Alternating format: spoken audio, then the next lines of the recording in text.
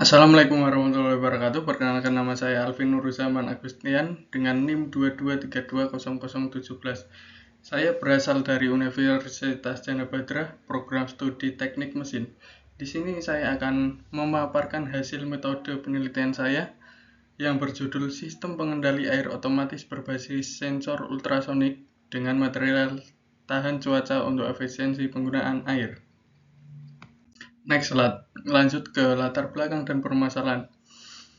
Permasalahan di sini yaitu yang sering kita alami, tandon air yang manual masih umum digunakan di banyak rumah tangga. Namun sering terjadi kelalaian seperti lupa mematikan pompa yang mengakibatkan air meluap, pemborosan energi, dan kerusakan pompa akibat bekerja terus-menerus. Nah, masalah ini dapat diatasi dengan penerapan sistem pelampung air otomatis atau water control switch yang mampu mengatur hidup matinya pompa air berdasarkan ketinggian air dalam tandon. Nah, teknologi sederhana ini menawarkan solusi efektif tanpa memerlukan pengawasan langsung, sehingga meningkatkan efisiensi penggunaan air dan listrik serta menjaga keamanan perangkat pompa. Yang kedua, permasalahan yang sering kita temui yaitu ketika kita mencari bahan untuk tandon air otomatis seperti di marketplace, banyak beredar perangkat pengatur level tandon berupa pelampung mekanik dan sensor level radar dengan harga yang relatif murah. Namun dalam praktik pemakaian sehari-hari banyak produk menunjukkan kegagalan atau performa tidak memadai sehingga mengganggu kestabilan pasokan dan menimbulkan biaya perbaikan atau servis. Nah, di sini berdasarkan pengamatan terhadap produk di marketplace seperti Shopee, Tokopedia, dan Lazada, radar pelampung tandon air yang banyak beredar umumnya menggunakan bahan plastik ABS, pipa PVC, dan komponen logam ringan seperti aluminium atau baja galvanis. Material tersebut memang murah dan mudah diproduksi, tetapi memiliki jumlah kelemahan teknis seperti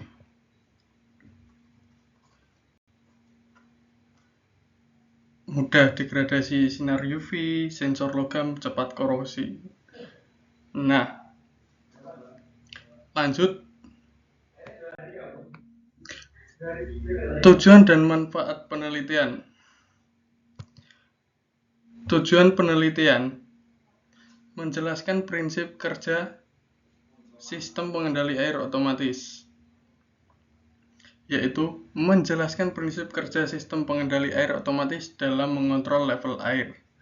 Yang kedua, mengidentifikasi komponen utama yang diperlukan untuk merancang sistem pelampung otomatis. Ketiga, menganalisis efektivitas sistem pengendali air otomatis dan mencegah kebocoran air dan memperpanjang usia pompa. Manfaat penelitian. Yang pertama, solusi praktis kelalaian pengisian, yaitu memberikan solusi praktis bagi masyarakat untuk mengatasi kelalaian dalam pengisian pada tandon air. Yang kedua, mengurangi pemborosan air dan listrik, yaitu mengurangi pemborosan air dan energi listrik yang disebabkan oleh pompa yang terus menyala. Ketiga, meningkatkan keamanan pompa, yaitu menganalisis kelemahan teknis dan material dari radar pelampung tandon air yang umum dijual di marketplace. Yang keempat, mencegah overheating, yaitu meningkatkan keamanan penggunaan pompa air dengan sistem otomatis mencegah kerusakan atau overheating. Next, solusi dan komponen sistem.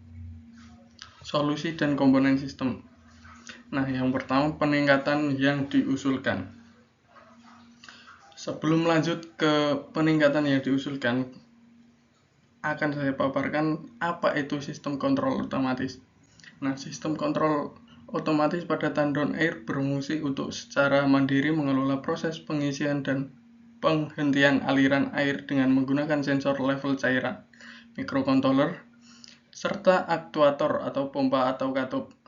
Nah, penelitian ini, sistem kontrol level air dan tandon air berbasis microcontroller dengan penahan riak gelombang menyajikan sebuah alat berbasis Arduino dan sensor ultrasonik yang dilengkapi dengan mekanisme penahanan riak air untuk menstabilkan pembacaan permukaan air. Pembacaan sensor bisa tidak konsisten ketika sedang diisi atau digunakan, sehingga kontrol otomatis menjadi kurang akurat. Nah, material dan ketahanan sistem yang akan kami usulkan yaitu ketahanan sistem otomatis tandon air sangat bergantung pada material yang digunakan dalam pembuatan sensor dan komponen pelindungnya. Paparan air, panas, dan sinar UV dalam jangka panjang dapat menyebabkan korosi maupun kerusakan fisik, sehingga diperlukan bahan yang tahan terhadap kondisi lingkungan tersebut. Lapisan IP68 waterproof itu sangat cocok untuk situasi seperti itu karena bisa mencegah masuknya uap dan air.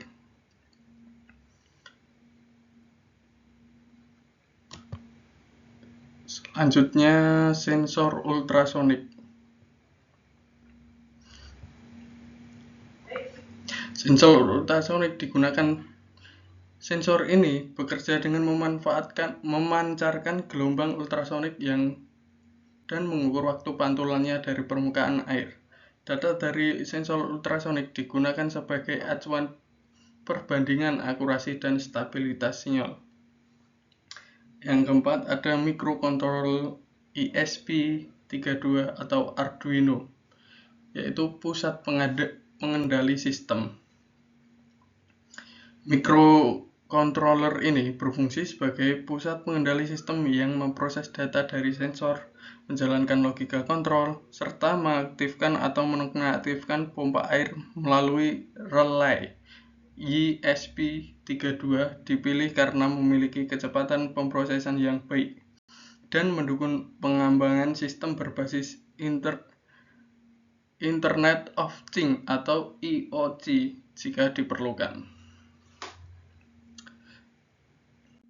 Lanjut, material tahan cuaca.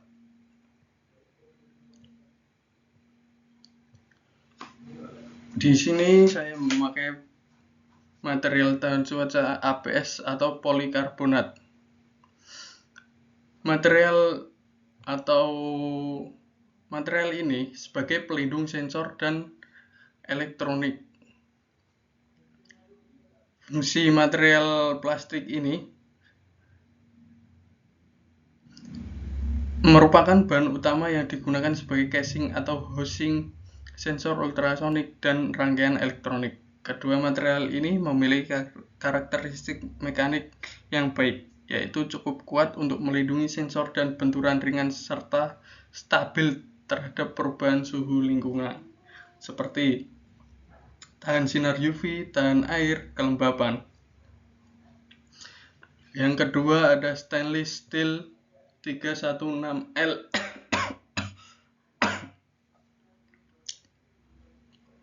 Material ini sebagai dudukan sensor dan rangka. Kenapa saya memilih material ini? Karena stainless steel tipe 316L merupakan material inti yang digunakan pada bagian mekanik seperti dudukan sensor, baut, dan rangka penyangga. Material ini dipilih karena memiliki ketahanan yang sangat baik terhadap korosi, terutama pada lingkungan lembab dan berair seperti tandon air.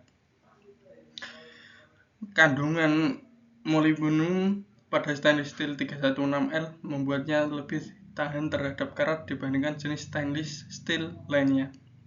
Hal ini penting karena komponen yang terpapar air secara terus-menerus berpotensi mengalami penurunan kekuatan mekanik jika menggunakan material logam biasa.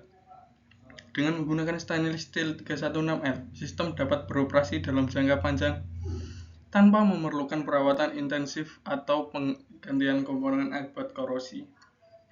Yang terakhir ada silikon rubber. Silikon rubber digunakan sebagai material inti pada bagian seal, gasket, atau O-ring yang berfungsi untuk mencegah masuknya air dan debu ke dalam casing sensor maupun box control. Material ini memiliki sifat elastis yang baik dan tetap fleksibel meskipun mengalami perubahan suhu lingkungan. Keunggulan utamanya yaitu kemampuannya mempertahankan sifat mekanik dalam kondisi basah, panas, maupun terpapar sinar matahari.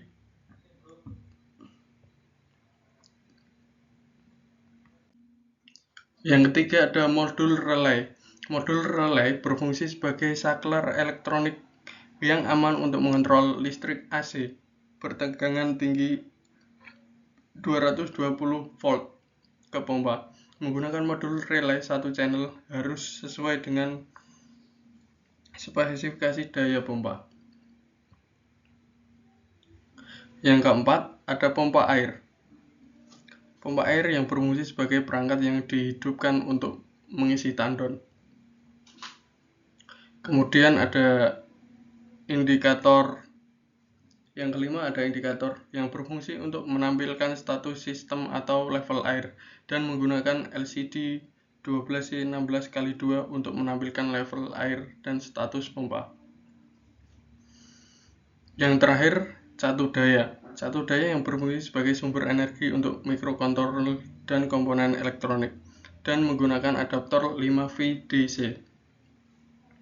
Cara kerja sistem ini bekerja berdasarkan dua titik batas penting atas bawah, low dan batas atas, high.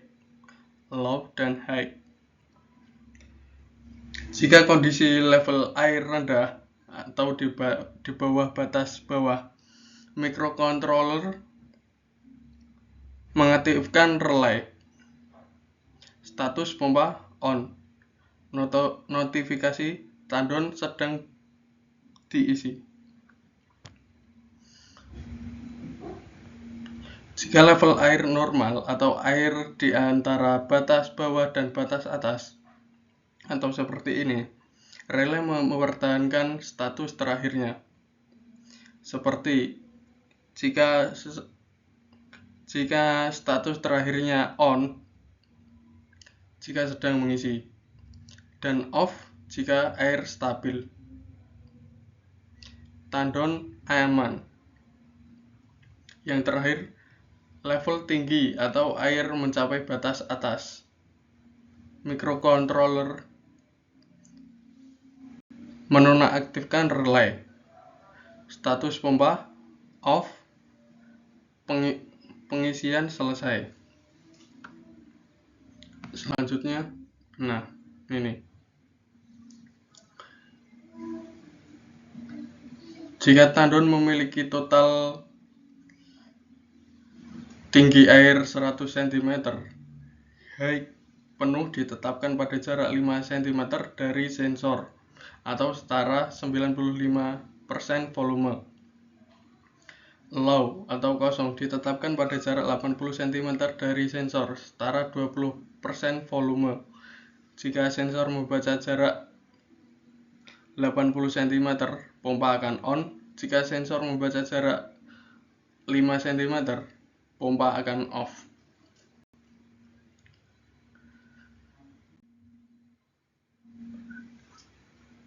Nah, logika sistem yang dapat kita ambil. Sensor ultrasonik atau probe menunjukkan data ketinggian. Mikrokontroler atau Arduino menampilkan data ke LCD. Nah, kemudian catu daya 5 volt menghubungkan modul relay kontrol on atau off ke pompa air.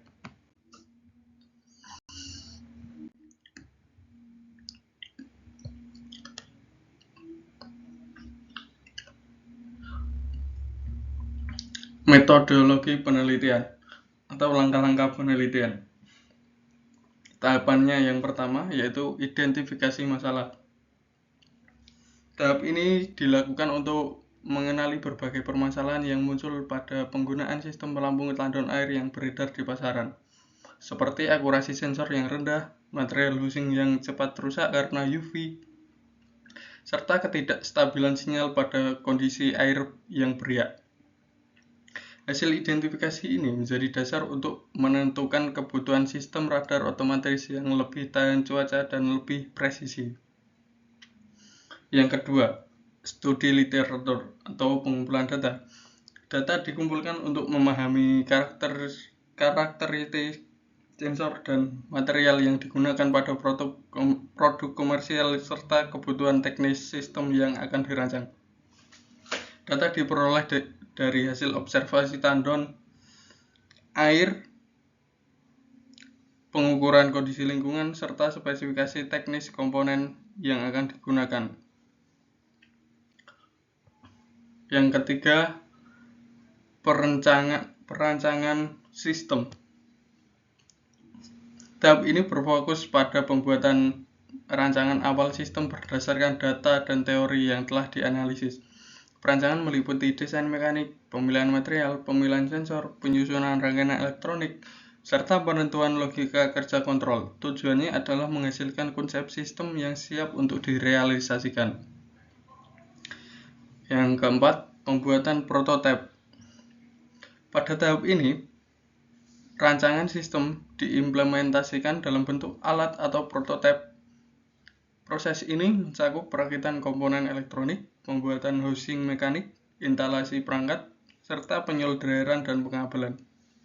Prototipe kemudian diuji fungsionalitas dasarnya untuk memastikan setiap komponen bekerja sesuai desain. Yang terakhir, pengujian dan analisis. Pengujian ada dua pengujian, yaitu pengujian laboratorium dan pengujian lapangan.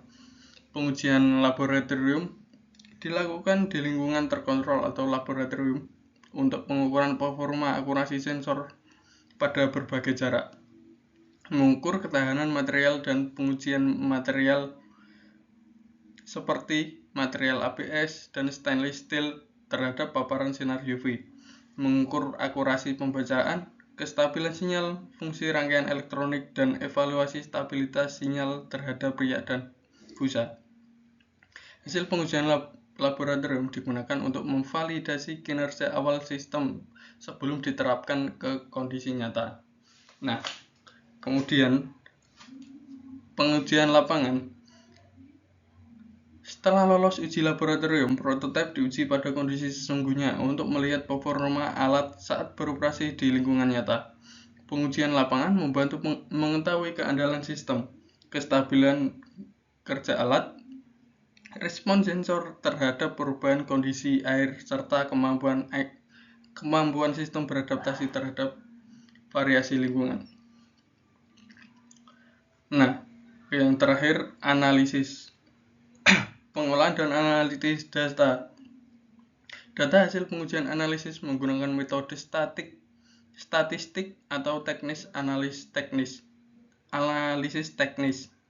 Analisis meliputi perbandingan performa, pengukuran error, pengamatan durabilitas material, efisiensi energi, serta kelebihan dan kekurangan sistem. Tahap ini penting untuk menilai keberhasilan alat dan kesesuaian dengan tujuan penelitian.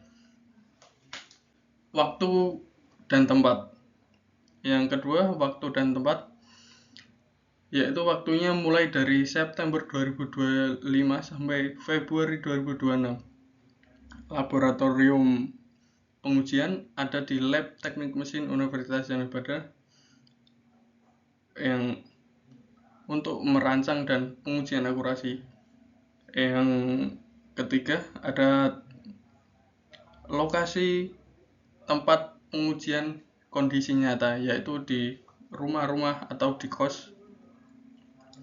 Variabel penelitiannya, yang pertama ada bebas dan kedua ada terikat. Yang pertama, variabel bebas, posisi dan sudut pemasangan sensor, yaitu harus tegak lurus ke atas atau ke bawah, tapi yang saya pakai ini ke bawah ya.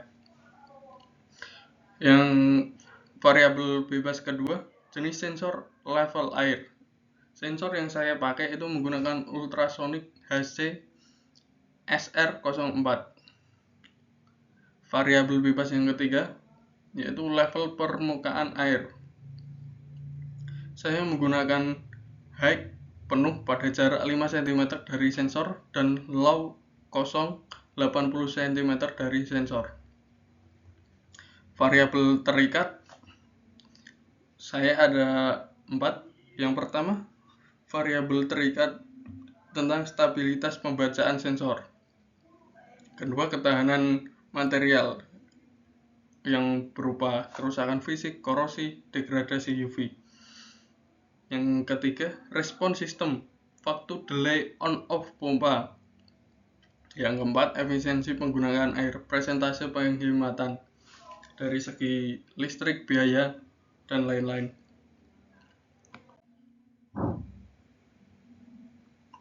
Metodologi analisis data, analisis kesalahan error, membandingkan hasil sensor dengan nilai aktual, yang artinya kesalahan pengukuran dihitung dengan membandingkan hasil deteksi sensor dengan nilai ketinggian air sebenarnya. Nilai kesalahan absolut dan persentase error dipakai untuk menentukan tingkat ketelitian sensor. Semakin kecil nilai error, semakin baik kualitas pembacaannya. Yang kedua, rata-rata dan simpangan baku atau evaluasi stabilitas sinyal. Pengambilan data berulang dilakukan pada kondisi yang sama untuk melihat stabilitas sinyal sensor. Rata-rata digunakan untuk mengetahui kecenderungan nilai pengukuran, sedangkan simpangan baku dipakai untuk menilai seberapa besar fluktuasi atau noise yang terjadi. Nilai simpangan baku yang rendah menunjukkan sinyal lebih stabil. Yang ketiga, root mean square error atau RMSE, akurasi keseluruhan sistem.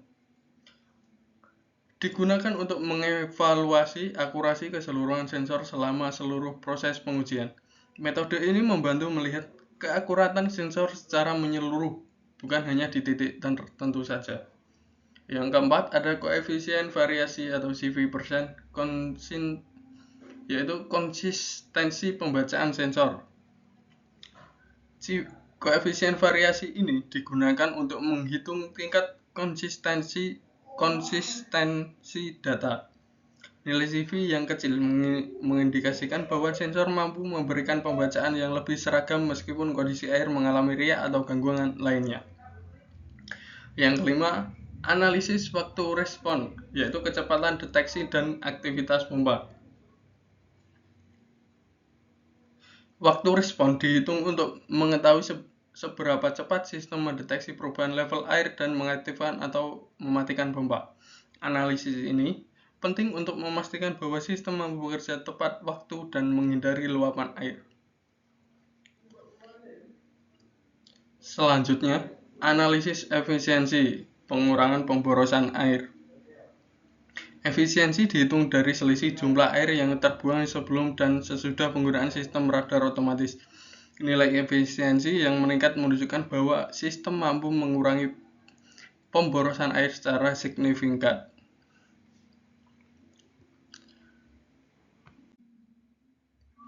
Nah, ini diagram Brock kemarin.